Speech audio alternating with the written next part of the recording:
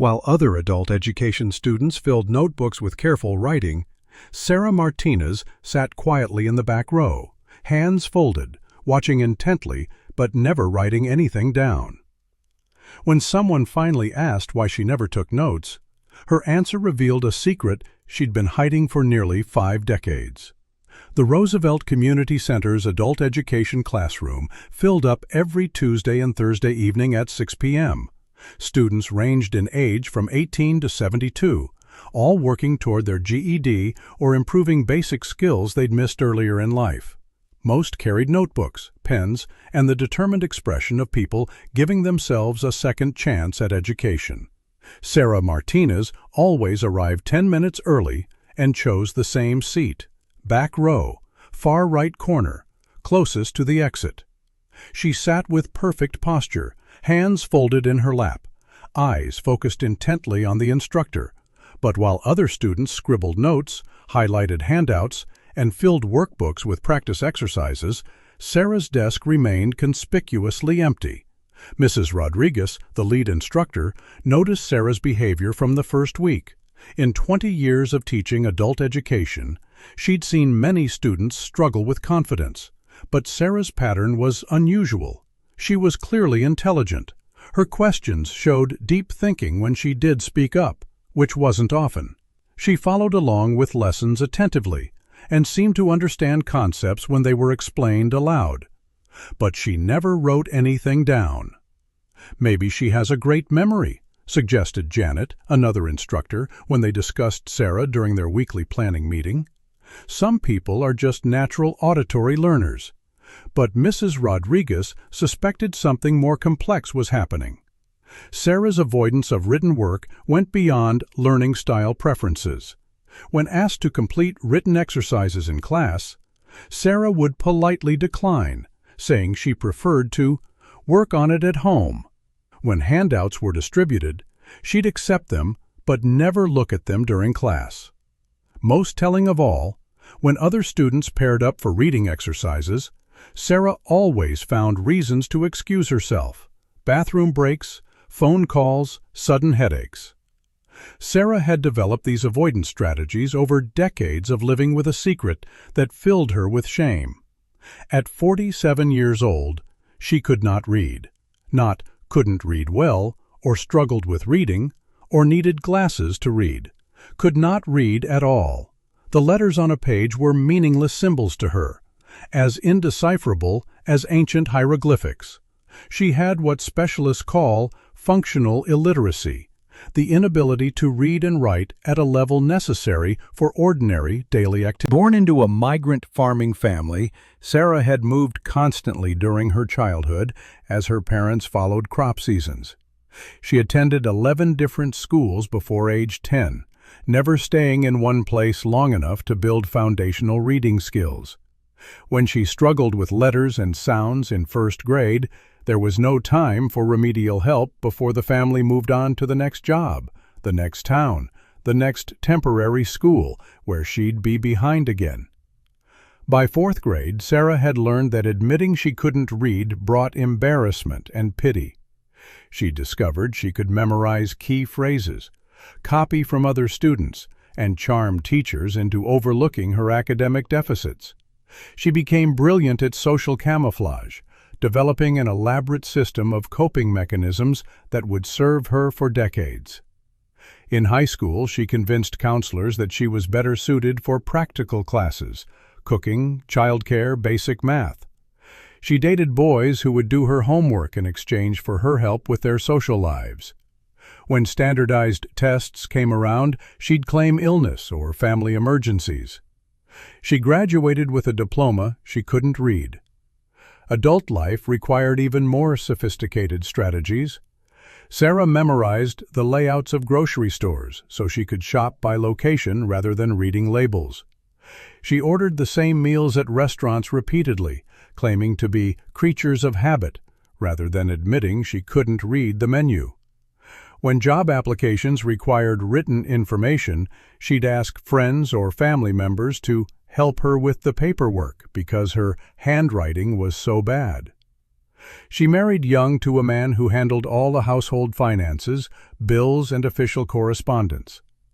When her children were born, she bought picture books and made up stories based on the illustrations, becoming such an engaging storyteller that no one realized she couldn't actually read the words on the pages. For years, Sarah's system worked. She raised 3 children, held various jobs that required minimal reading, and maintained a household. But as her children grew older and technology became more prevalent in daily life, the cracks in her carefully constructed facade began to show. The breaking point came when her 8-year-old granddaughter, Sophia, asked for help with homework. Sarah sat at the kitchen table, staring at the worksheet full of math word problems she couldn't read, while Sophia waited trustingly for Grandma's guidance. "I can't help you right now, mija," Sarah had said, her voice tight with shame. "Ask your mom when she gets home." Sophia's disappointed expression haunted Sarah for weeks. This little girl looked up to her grandmother, wanted to— The first time Sarah walked into the classroom, her heart was pounding so hard she thought other students would hear it. She'd practiced her story. She was there to brush up on skills she hadn't used in years, to prepare for maybe going back to work. The lies came easily after decades of practice, but they felt heavier now, weighted with the hope that maybe, finally, she could stop lying. Choosing the back row seat wasn't strategic planning. It was pure survival instinct. Sit where you can escape quickly if someone asks you to read aloud. Sit where your empty notebook isn't as visible. Sit where you can observe before participating, learning the classroom culture before risking exposure. For the first month, Sarah attended every class, but participated minimally. She listened intently as Mrs. Rodriguez explained phonics, grammar, and reading strategies. She watched other students work through exercises, trying to understand how letters became words, how words became meaning. But she never picked up a pen, never attempted the written work, never revealed the depth of her struggle.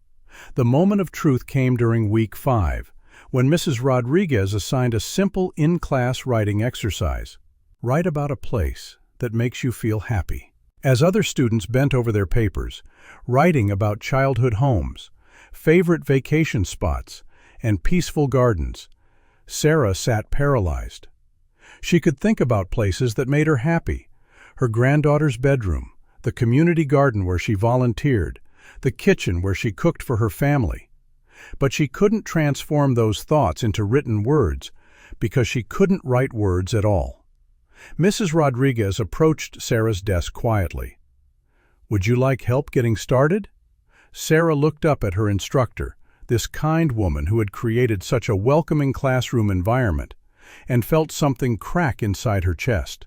The weight of carrying this secret for so long, the exhaustion of constant vigilance and deception, the fear of discovery, it all became too much to bear alone. "I can't," Sarah whispered. "Can't think of a place?" Mrs. Rodriguez asked gently. "No, I can't. I can't write. I can't read. I don't know how." The admission hung in the air between them, like a bridge Sarah had finally decided to cross. Mrs. Rodriguez's expression didn't change to pity or shock. Instead, her face showed recognition and respect. "Thank you for telling me," she said simply. "That took courage, and now we can really help you learn." That conversation changed everything. Mrs. Rodriguez connected Sarah with Linda Chen, a volunteer tutor who specialized in working with adults who were completely non-literate. Linda understood that Sarah needed to start from the very beginning: letter recognition, sound associations, the fundamental building blocks that most people learn before age 6. The learning process was humbling and difficult. Sarah had to unlearn decades of avoidance and develop entirely new neural pathways for processing written language. At 47, her brain was less plastic than a child's, making each lesson require intense concentration and repetition. But Sarah also had advantages that child learners don't possess. She had decades of vocabulary and life experience to draw upon. She understood complex concepts and could make sophisticated connections once she had the tools to access written information. Most importantly, she had powerful motivation, the desire to help her granddaughter, to read the birthday cards from her children, to navigate the world without elaborate deception. Linda worked with Sarah twice a week, starting with the most basic skills. They practiced letter recognition using flashcards and games. They worked on phonics, sounding out simple words letter by letter. They read children's books together, with Linda reading first and Sarah following along with her finger under each word. The progress was slow and sometimes frustrating. There were weeks when Sarah felt like she was making no headway, when the symbols on the page seemed as foreign as ever. But there were also breakthrough moments. The first time she sounded out cat without help, the day she read a complete sentence from a beginner book, the evening she successfully read a grocery list she'd written herself. Other students in the adult education program began to understand Sarah's situation as she became more open about her learning process. Instead of judgment, she found support and encouragement. Many of her classmates had their own educational challenges and struggles, and they formed a community of people committed to second chances and lifelong learning. Tom, a 55-year-old construction worker improving his math skills, would save the sports section of the newspaper for Sarah to practice reading. Maria, a young mother working on her GED, offered to study together, reading aloud. 6 months into her literacy journey, Sarah accomplished something she dreamed about for years. She helped Sophia with homework. It was just a simple reading assignment, and Sarah had to sound out some words slowly, but she did it. She sat at that same kitchen table where months earlier she'd felt crushing inadequacy, and she read with her granddaughter. "Grandma, you're getting really good at reading," Sophia said matter-of-factly, the way children accept new realities without judgment. "I'm still learning," Sarah replied, "but I'm getting better every day." Sarah's transformation extended beyond reading skills. As her literacy improved, her confidence grew in other areas of her life. She began volunteering more actively at the community garden, taking on administrative tasks she'd previously avoided. She enrolled in a computer class to learn digital literacy skills. She even considered pursuing her GED, something that had seemed impossible just a year earlier. Mrs. Rodriguez watched Sarah's progress with the satisfaction of an educator who understands that learning can happen at any stage of life. "Sarah is proof that it's never too late to change your story," she told her colleagues. "She came to us hiding in the back row, afraid to participate. Now she's mentoring other students who are struggling with similar challenges." Indeed, Sarah had begun working with other students in the program who were dealing with basic literacy issues. Her experience with shame and secrecy helped her connect with people who were just beginning their own learning journeys. She could offer something that even the most qualified instructors couldn't, the perspective of someone who had lived with illiteracy and survived to tell about it. "The hardest part isn't learning to read," Sarah would tell new students. "The hardest part is admitting you need to learn and then having the courage to start. After that, it's just practice and patience." 2 years after first sitting in the back row of that adult education classroom, Sarah Martinez passed her GED exam. The test she'd avoided for decades, the credential that had seemed forever out of reach, was finally hers. But more important than the diploma itself was what it represented. Proof that learning has no expiration date, that shame can be overcome, and that it's never too late to rewrite your story. At her GED graduation ceremony, Sarah gave a brief speech to the other adult learners in the program. She stood at the podium confidently, reading from notes she had written herself. "2 years ago, I sat in the back row of Mrs. Rodriguez's classroom, too ashamed to admit I couldn't read," she began. "I thought I was protecting myself from embarrassment, but I was actually preventing myself from growing. The day I stopped..." She paused to look at her family in the audience. Her children, who had learned about her illiteracy and responded with support and admiration rather than judgment, and Sophia, now 10 years old, and Sarah's study partner for homework sessions. Learning to read didn't just give me access to books and information, Sarah continued. It gave me access to myself, to the person I was always capable of being, if I'd had the courage to try. Today, Sarah volunteers as a literacy advocate, sharing her story at community events and encouraging other adults who struggle with reading to seek help. She's learned that functional illiteracy affects millions of adults in America, many of whom, like her, have developed sophisticated coping mechanisms to hide their struggles. Her message is simple but powerful. Literacy is not a measure of intelligence or worth. It's a skill that can be learned at any age by anyone willing to face their fears and put in the work. Sarah still sits in the back row sometimes, but now it's